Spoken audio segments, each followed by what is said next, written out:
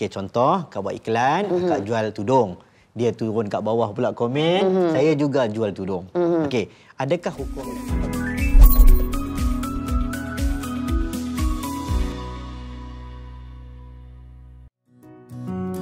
Okey, bertemu kembali dalam mudahnya fik. Mudahkan yang biasa, biasakan yang mudah. Okey, Kak. Ada lagi ni? Banyak lagi ni, nampak sebab, tadi tu.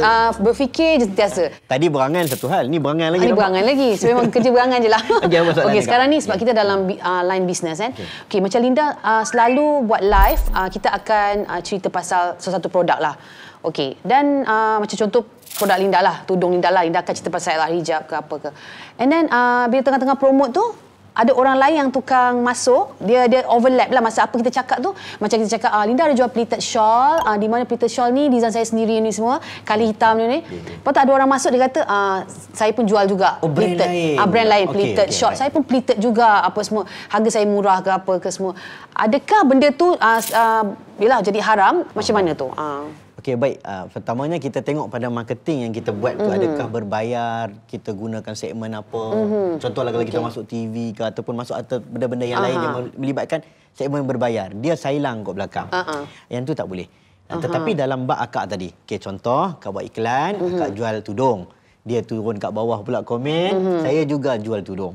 Okey, adakah hukumnya haram? Maka ulama' berbincang perkara ni, tak kata benda ni satu benda yang haram. Boleh je. Contoh, dalam orang meniaga nasi lemak, kita niaga nasi lemak dekat satu lorong. Orang dah mula datang. Tiba-tiba bila crowd dah mula datang, seorang lagi meniaga nasi lemak.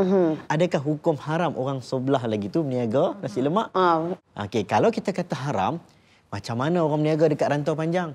Banyak orang je. Meniaga semua kalau JC saja. Pinggan mangkuk saja. Tak semudah itu kita kata haram. Okey, jadi dalam keadaan ini, dia masuk dalam bab adab dan akhlak.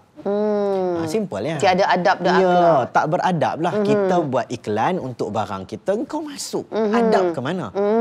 Tak menghormati kira. Ya, dan pasti kalau dia buat iklan, kita masuk balik. Jadi urusan adab ni adalah satu urusan yang ada dosa jugalah.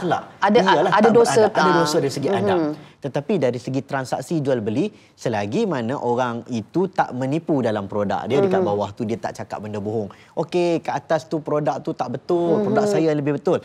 Maka, tak condemn, tak apalah. Ya, dia masih dalam lingkungan. Satu lagi, kalau macam artis kan review banyak. Ustaz pun mesti ada review juga. Contoh, kita review, kita letak satu harga. Sebab setiap artis ada harga masing-masing. So, kalaulah ada orang tu, dia pergi DM personally orang yang dia nak review jugalah. So dia comparekan harga. Contoh dia cakap, Linda Rafa berapa? Contoh, 2,000, mahalnya. Saya murah je, saya 500 je. Ataupun saya 200 je boleh review yang sama. So orang pergi ke dia. Dia masih lagi dalam transaksi jual beli. Okey, memang ada perkara yang dibincangkan oleh ulama' tentang memotong orang yang sedang dalam urusan bisnes, dalam urusan tengah deal ni, dalam tempoh memikirkan. Memang ada bab dia bincang oleh ulama. Tapi dalam bab ini, contohnya, dia juga menawarkan. Okey, contohlah ada akak kalau buat review, contohnya ikut pada follower. Maka follower akak 1 million. Maka akak punya sekali review RM1,000 contoh. Lepas tu dia datang, dia kata saya 200. Jadi berhak kepada klien untuk tengoklah. Pilihlah. Follower kau berapa. kan? Ni Linda Rafa kot. Kan? 1 million contohnya. Jadi kau siapa? Jadi menjadikan hak untuk klien untuk menolak permintaan orang tersebut. Cumanya dari sudut adab untuk orang tersebut, dia tak cantik sikit. Dia memotong rezeki orang. Orang tengah duduk deal, kau masuk buat apa? Dia sama juga macam akak berniaga online dan juga artis contohnya. Kalau nak dapat job dari sudut berlakon dan sebagainya, ada orang present yang lebih baik, kata kami ni boleh bagi sekian. Manager lah datang. Manager lah cakap. Senang cerita. Jadi sebab itulah kalau kita ikut dari sudut perolehan ataupun kita sebut sebagai projek-projek yang melibatkan kerajaan sebagai contoh. Dibukanya tender. Apa syarat dibukanya tender? Semua datangkan harga. Kan? Kau datang harga kau, dia ni datang harga. Apa komitmen yang kau boleh bagi? Sekian. Clear. Akhirnya dia orang buat pilihan. Tak salah lah. Supaya tidak berlaku keadaan begini. Ini jadi sebab dalam keadaan kita offer orang ni. Harga begini. Dia nampak macam aku ni lagi okey nak masuk.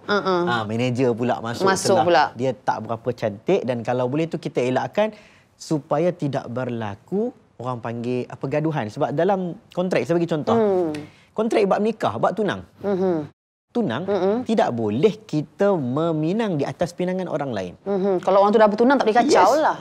Dari sudut itulah maka para ulama keluar beberapa bab dalam bab sailang. Sailang dan caras lebih kurang macam tu. Caras, sailang tu saya selalu dengar berkata. Sama maksudnya. Saya pun selalu kena sailang dengan caras juga. Sebab tu saya macam benda tu bermain dalam fikiran. Sebab saya selalu fikir orang sailang dan cara saya, tapi bila saya nak buat orang saya takut macam buat orang ni sailang ni takut rezeki jadi haram pula. Boleh je saya nak sailang ataupun cara seorang, tak ada masalah, tapi dari segi hukum tu lah. Sebab itu kita sebut satu wording persaingan yang sihat. Persaingan yang sihat, dia pun ada kualiti, dia pun ada nilai. Kita pun ada kualiti, kita ada nilai. Klien berhak untuk memilih. Memilih tu seumpama macam membeli lah. Itu pun kontrak macam kontrak jual beli juga. Itu sama juga. Apapun kita kena percaya pada rezeki lah, betul tak Ustaz? Maksudnya kalau bukan rezeki kita, dan kita let go je lah. Macam tu kan. And then kalau kita nak